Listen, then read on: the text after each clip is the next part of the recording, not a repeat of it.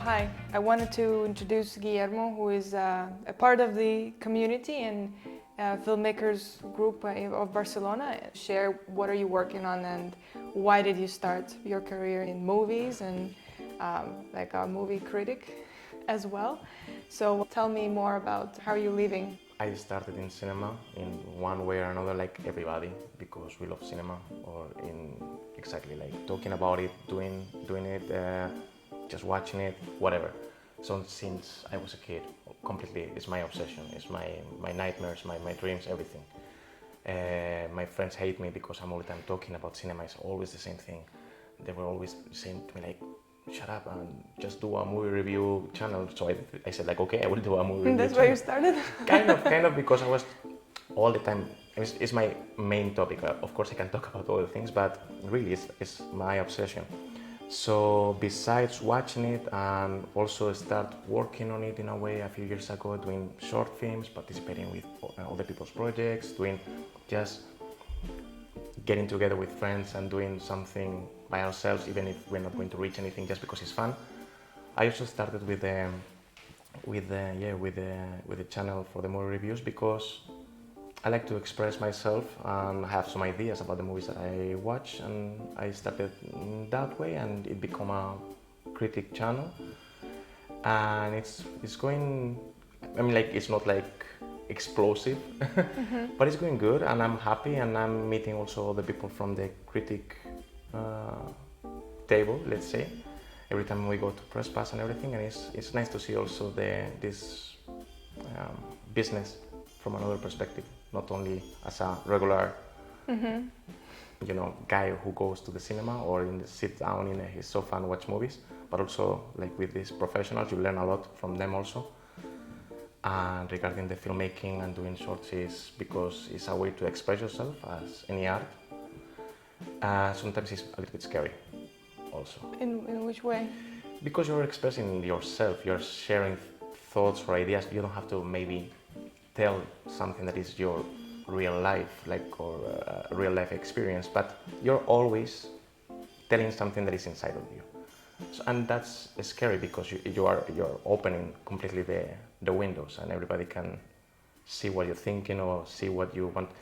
And the rejection is also a process, part of this. To accept. Yeah, part of this, scariness that maybe it's not only like getting selected in festivals or something like this. It's like people will like it, people will understand it. So, but it's part of the fun to be scared a little bit. How do you choose the movies to add to your critic portfolio? I watch anything or everything. Well, I saw that it's a range of types of movies that you do the videos for. It's too different, so like it not depends on like you're criticizing Titanic and then like Fast and Furious. Exactly. Like I was talking with a friend of mine the other day, an actress. At the end, you can go to a restaurant and eat a very nice, meal, very like a Michelin star, whatever. But sometimes it's also good to go to Burger King and eat a burger. It's okay. It's fine. If you go every day to eat a Burger King, maybe it's not the best. So the same with the movies. You can watch very artistic, independent, or passionate movies, and you can watch sometimes Sharknado, and it's fine. It's just fun, and you can talk about it because it's also another way of expression, even if it's not like considered good. And maybe they think that it's not good, but it's fun to see. So I like any kind of genre, and I like to talk about any kind of genre. It's kind of interesting to see even if you watch on any film platform and you see the types of movies that are there, and you think like, oh, this is the garbage, and then you think like, what maybe my idea is not that garbage. Like I think that a lot of people would like to see it, but then the movies or the shows that are getting accepted to those platforms are sometimes they're very weird. And like it's not like I'm super against like some of the movies, but I recently saw this the shark in Paris, in the shark in the Seine, What is that? It's the shark in the river in Paris, and it's a show, and that's the idea. But it's a movie, or I think it's the limited series. Like it's but weird. it's not fiction. It's fiction. Of course, it's fiction. Oh, no, I don't know. Maybe they put the shark there. No. It's like I didn't watch it fully. I just saw the trailer and I was like, really? What the hell? That's Yeah, weird. Yeah. But then like if you think of what are people watching right now, it's thriller mysteries. It's like some weird horror movies that started more and more adding to all the platforms, and like our rom-coms. But then how do you choose what to make? Do you choose to make something that you really like? As I would assume those people, this is how it works. You're talking about these people, no? How they came up with the idea that this gonna be accepted. Well, I have an 100%. idea of how they get the idea, but I don't want to share it. Maybe there's something involved, but it's not completely legal. No, honestly, I don't know. I think sometimes they just have a stupid idea, they share it and it works, and they create this massive, again, movies about sharks in tornadoes or Nazi sharks, or zombie Nazis. Nazi shark. Oh yes. There's one that there are like Nazi sharks from space with machine guns, like completely. What? I thought you were joking. No. Is that actual And thing? I saw the other day also that there's one called Velocipastor, that is like a priest that he has superpowers and he becomes a velociraptor, so he can fight crime. And I was like, what is happening here? But it's fun. Honestly, now we are joking about this and we're talking about shitty movies. It's not easy to do shitty movies, because I saw shitty movies that are but they're not even fun. If you're watching these movies and you're not having fun and you're getting bored, it's not easy. You have to do it. If you're going to do a shitty movie, you know that you're doing a shitty movie. So make it fun, make it ridiculous, make it completely over the top, but with sense in a way. But sometimes if you're like watching the film meanwhile watching a movie, it doesn't matter if it's good or bad. If you're getting bored. No, yeah. If you decided to make a shitty movie, you need to commit that it's the Yes, shittiest movie you ever made. You have to commit to the stupidity. It's funny because there's sometimes people that are making bad movies for the majority of opinions, if we can say so. Like it's just boring. They do think that it's good. How do you understand these limitations of this is the good and this is bad based on what kind of data? Like you're not like you're making a research for yourself. You have to go to the basics. Like first of all, script, acting, and cinema quality. Like lights or basic things. For example, just the picture quality. I mean. Picture quality, sound quality. Like let's say like the technical part. But you can have a technical part that is low budget.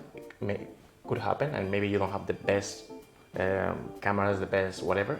Okay, but if the acting is bad and the script is bad, that's it. Like it's a shitty movie or a bad movie. But for example, there's a movie that won Sundance a long time ago. It's called Coherence. I don't know if you heard about it. It's a horror thriller.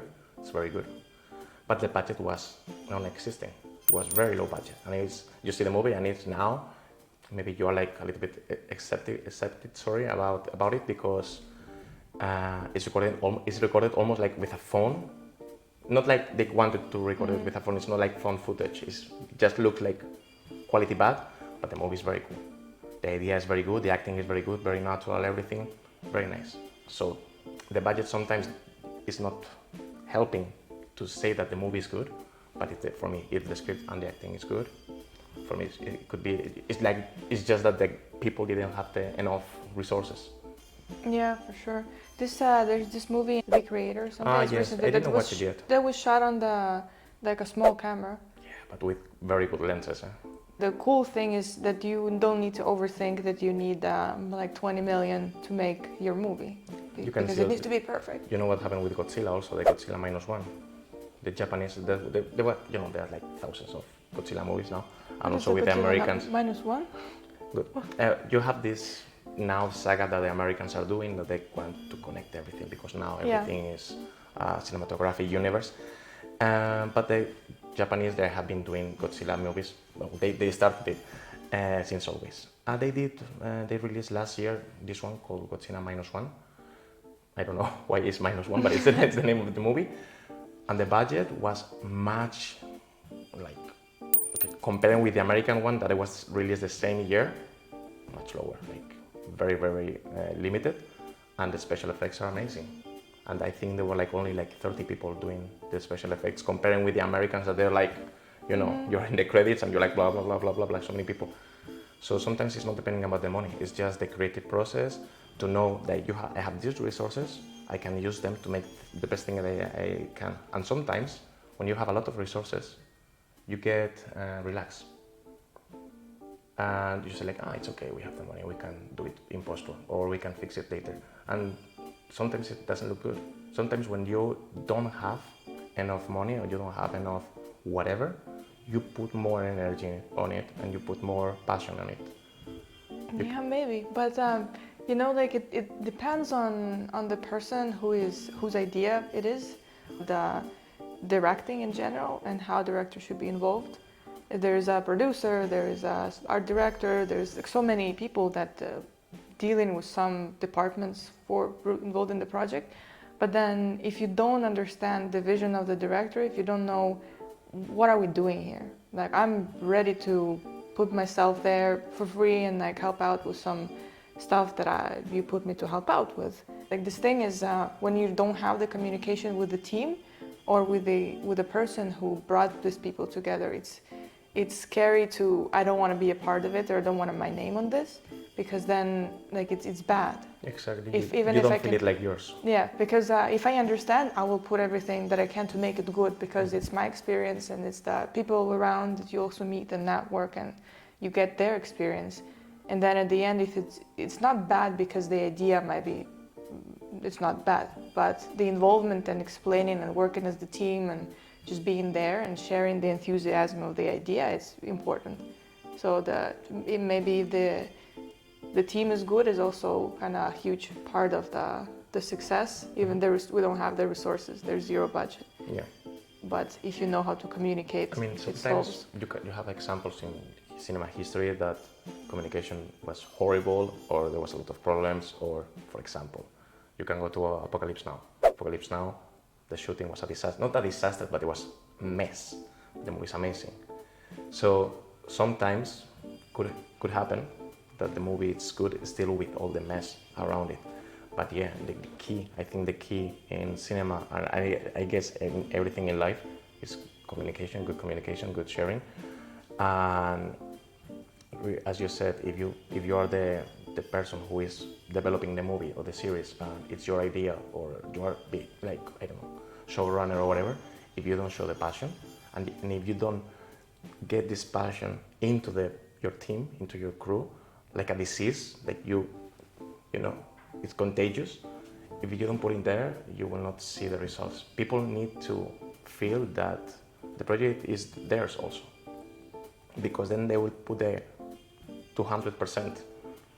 No, and not because you are forcing them, it's because they want to do it, because they want to do the best job as possible. So being surrounded by the best people that you can find and being open with the communication with them, being, you don't have to be like the clown of the set, but it's also good to have a nice atmosphere in the set and everything.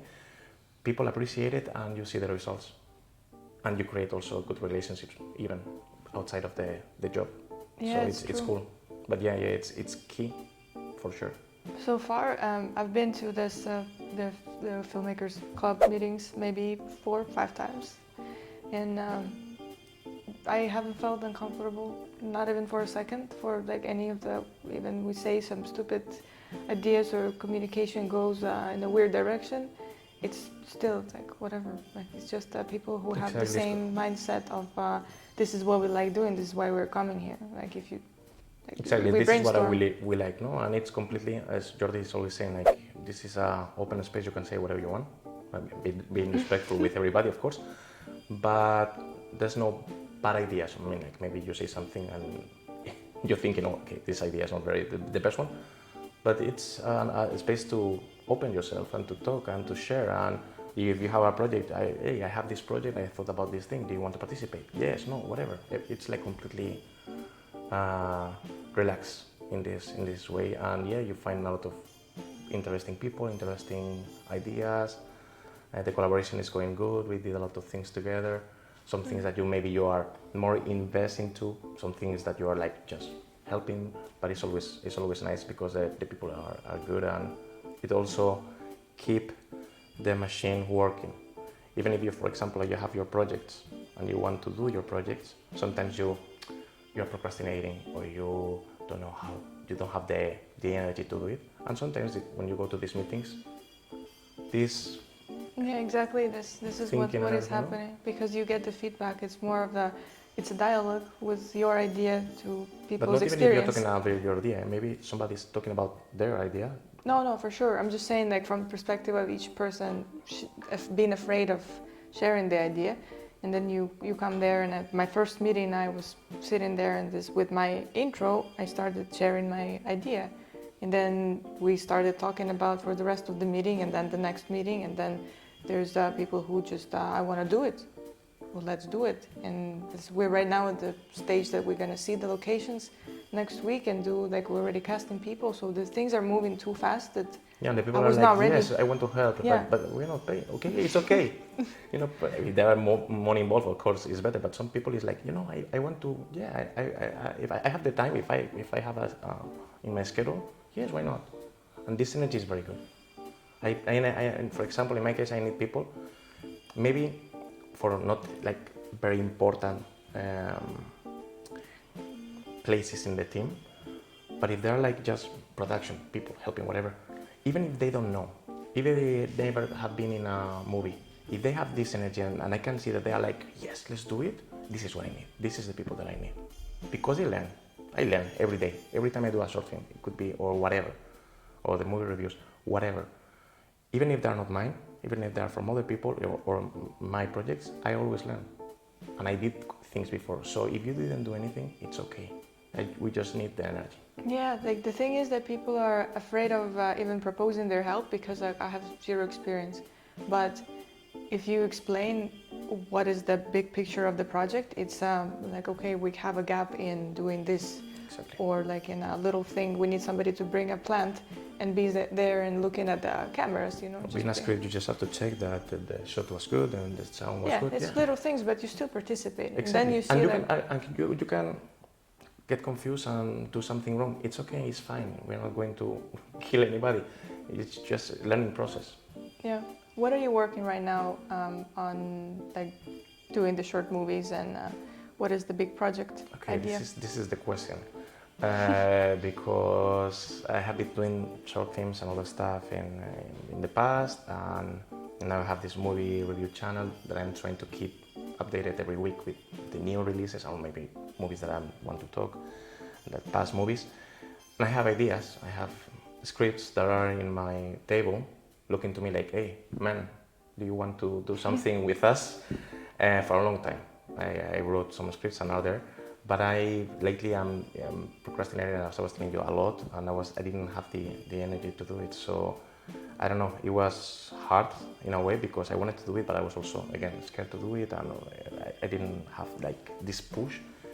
And even if I was going to the Filmmakers Club, so it was not related with the Filmmakers Club, it was something personal. And the other day, finally, I had the energy. These things happen also, I guess, to everybody. I had the energy and I posted the casting call for the next short film that I wrote. That it's like, I think it's going to be like 25 minutes, half an hour, so it's not a short anymore. It's not short. Yeah, and it's difficult to sell this as a project, because in festivals you cannot send it to as a short film.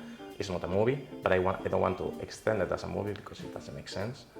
Maybe as part of a limited series to a streaming service or something, that would be awesome. Because I have all the ideas that I can put all together and do like a Twilight Zone situation.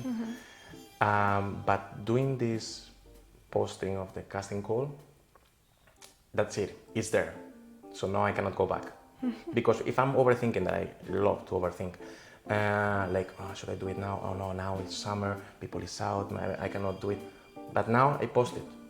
So I cannot, I cannot chicken, I don't know how to say it. Chicken out? Chicken out myself, no. I have to go until the end. And this is good. Just this thing, just drop it, and the mess, the craziness starts, and it's good.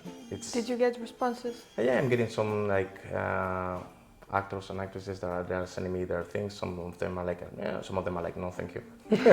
it's a process. But I did the casting call for October, even if we are now in June, July, because I wanted to have the whole summer and all these months to prepare the set, to find the people, to find the correct actors, because I need very specific profiles, and I don't want to cast anybody, understand me with anybody. I really want to do it's okay for me if there's a long process of casting, because I don't have any rush, and I don't have a major production company pushing me like, we need to release this movie because there's another company that are going to release the new. No, I don't have rush. So I want to do it as best as possible, but it's there. But how does the casting is happening? They're sending you the videos? They're sending me when I post the casting call, I was asking please send me your photos, video book, photo book, CV, whatever you have. So I can see first your profile and also your acting skills. And if, for example, somebody share with me something like, hey, I don't have a video book, or I'm just starting, but maybe physically works with the character, maybe I can contact this person and say hey, your profile could be interesting. I can share with them a part of a script, not even from my project, but from a movie or from a series, just to see, for example, I want something more comedic, comedy, or dramatic, or horror, because the idea that I have touched different genres through the duration of the short film. So I can maybe do something like this, even if you don't have something, try this text. That's the way everything works right now for the castings. You ask people to send the videos, and then it can be tricky with some people who are not super, trust their skills in a way that I'm just starting. I don't know if I should do it. And why don't you do the live casting? Who, me? Yeah. I can do it also. Right now I just want to have this filter. Maybe I can do also this. I think it's so important also to see the vibe of the person next to you. Exactly. I don't think... But if I see somebody they send me the videos or whatever and it works, I will not cast this person directly. I will have to do a face-to-face or video chat or whatever casting to see the vibes, and not so much with me, that also, but between the actors, because it's 7 people and they're all together talking. So that's why I'm doing this process long, the casting, because I need these people to work together. If not, it's like a theater play, imagine. If they're not working together, it's not going to, even if you are very good and you are very good, but you are not working together, I'm very sorry, but it's not going to work.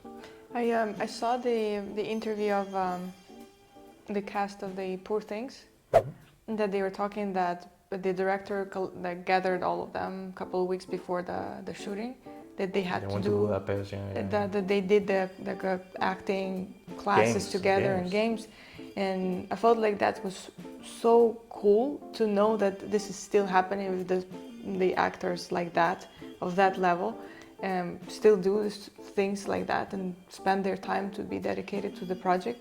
And it's kind of interesting to understand, is this how it's not happening? It's not happening, I get it, but if it happens, does it make the project better when you put all the effort as a director as you can to put people together, to build the chemistry between you and the actors? I think there's not an answer. There's nothing correct. You cannot. I think in cinema, I'm getting angry sometimes with the schools and these kind of things, because this is the way you direct.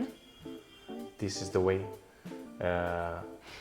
This is the way you direct. This is the way you do the movie. You have to do the casting. You have to do the with the actors, whatever, rehearsals.